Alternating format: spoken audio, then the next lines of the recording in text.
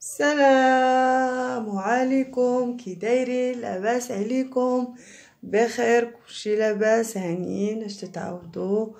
الله يحفظكم الزينين ويطول عمركم. شكرا لكم بزاف، والله يوفق وليداتكم والله تسمعوا عليهم ان شاء الله بحول الله اخبار الخير بالنجاح والتوفيق ان شاء الله بحول الله. اليوم ان شاء الله بحول الله عندي واحد الوصفه اللي هي غزاله بزاف وتيديروها شي ناس كنحماق عليهم وكتحماقوا عليهم حتى نتوما وكتبغيوهم بزاف. انا نقلتها من عندهم وجربتها ولقيت عليها استحسان زوين فعلا، اللي هما تقلعوا معايا شكون قلعوا ليا ماما الكل مزال عيشه وشهوة امل. انتما شفتوا البنات ماما الكل كي منور ديما وجهها الحمد لله، الله يخليها علينا ويخليها ديما تاج فوق راسنا. وشهوة امل الزين ديالنا الزين الشلوح اللي انتما شفتوا البشره ديال وجهها حتى هي شحال زوينه. الله يسكن سعدها ويكمل عليها منوات يا ربي يا مولانا الكريم. ملي كيجيو في الصيف كيديروا هاد الوصفه كتعجبني فيهم بزاف وكنديرها معاهم وهي زوينه بزاف، وقلت علاش ما نديرها معكم وتجربوها. وغادي وهي فعلا بمواد بسيطه جدا ومتناول الجميع وفي نفس الوقت سحريه وفعاله. بقاو معايا باش تعرفوا المقادير وطريقه تحضير الوصفه. ومقادير الوصفه البنات اللي كنستعملو هي المعدنوس، ماشي القزبره البنات، المعدنوس على هذا الشكل هذا، هو خضار وزوين ما ورد ومايزينا. هادو هما المقادير ديال الوصفه.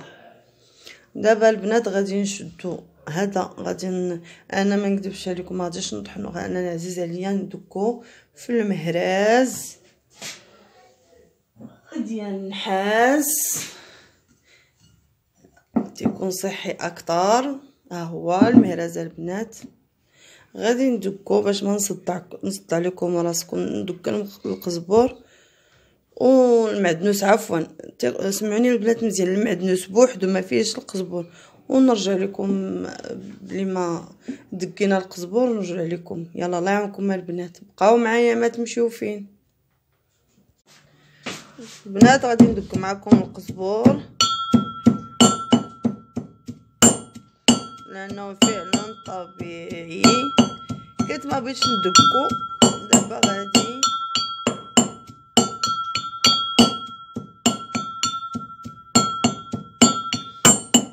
يجي على هذا الشكل هذا هكا.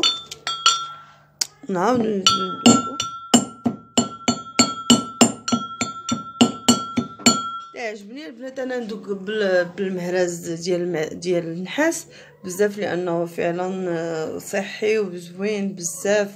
ما نكذبش عليكم انايا راه حتى من الحوت ما كنبغيش نطحنو في الطحانه او الكفته او شي حاجه. كان الكفته ضروري غادي نجيبها مطحونه، او كي قلت لكم الكفته الحوت ولا شي حاجه الا بغيت ندكها تندكها انا في المهراز تيجيني صحي واحسن من مولينيكس. ما طلعفاش فيها الصداع ولا يمكن كان ديال الميكا ماشي مشكل، اما ديال الحديد او سميتها لا. انا تنفضل بزاف نهضر تندق بالمهراز تيعجبني ما نكذبش عليكم. ودابا نرجع لكم بلي ما نعصروا هاد القزبور هاد المعدنوس عفوا.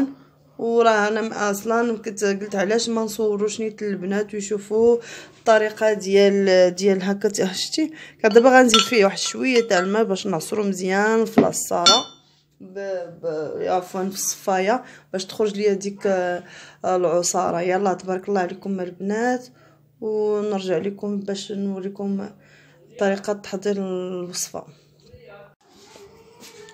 دابا بلي ما دكينا القزبر كما سبق لي وقلت لكم تيجي على هذا الشكل ديك العصاره الخضراء. تنزيد فيه واحد شويه نتاع الماء باش نعصرو، حيت غير دكيتو في المهراز كما سبق لي، حيت المهراز صحي وزوين انا ما كنبغيش نطحن بحال هادشي في الماء، ماشي ما كنبغيش، غير بحال هكا الا بغيت ندير وصفات البشره كنحب شي حاجه اللي تكون صحيه زوينه. المرز احسن، المرز تاع النحاس احسن حاجه ديروا بها. المهم نزيدو معلقه كبيره ديال الورد،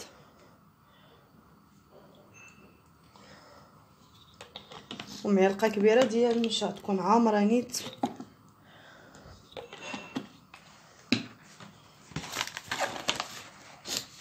هي البنات مرتاش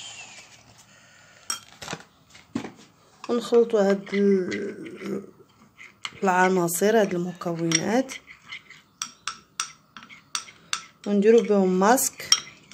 انا راه البنات خدامه وطيب البيضات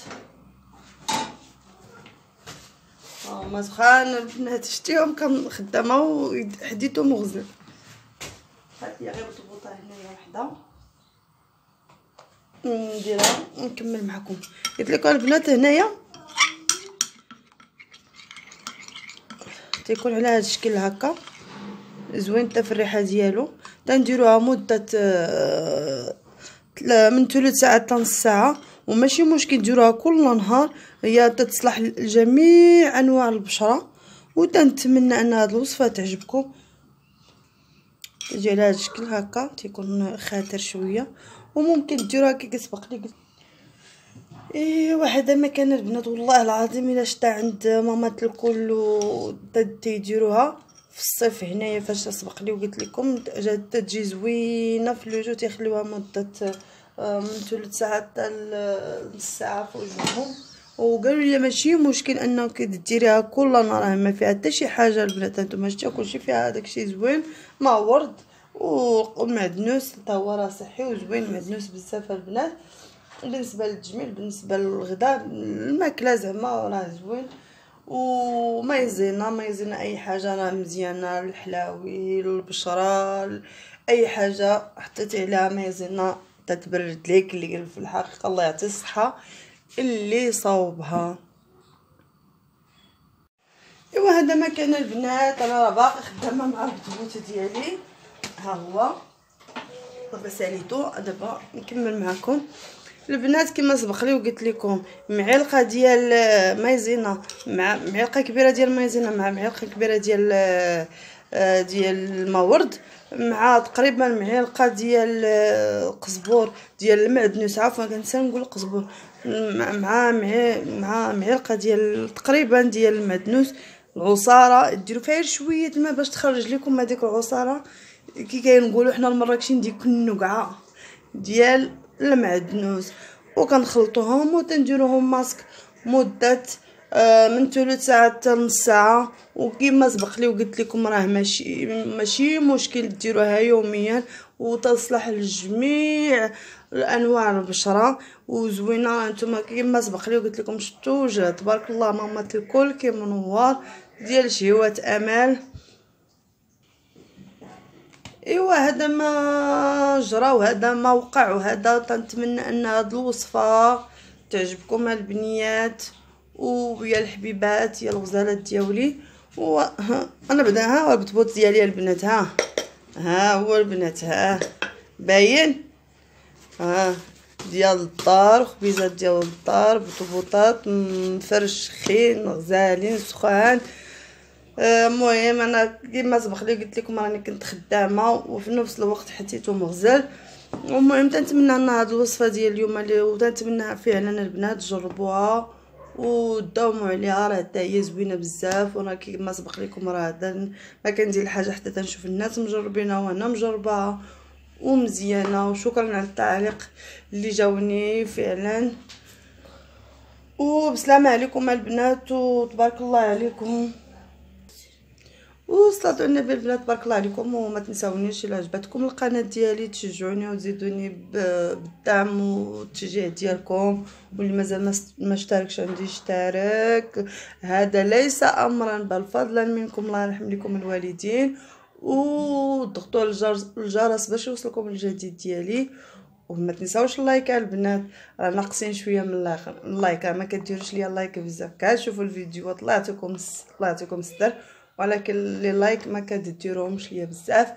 المهم وتعليقات اللي كيفرحوني وكيدخلوا السرور والبهجه على قلبي كما انا بهجويه وكتزيدوا تبهجوني. يلا تبارك بلا ما نزيد نطول عليكم، تبارك الله عليكم، الله يعاونكم، شكرا لكم بزاف، باي باي، بسلام عليكم، والله ما سخيت.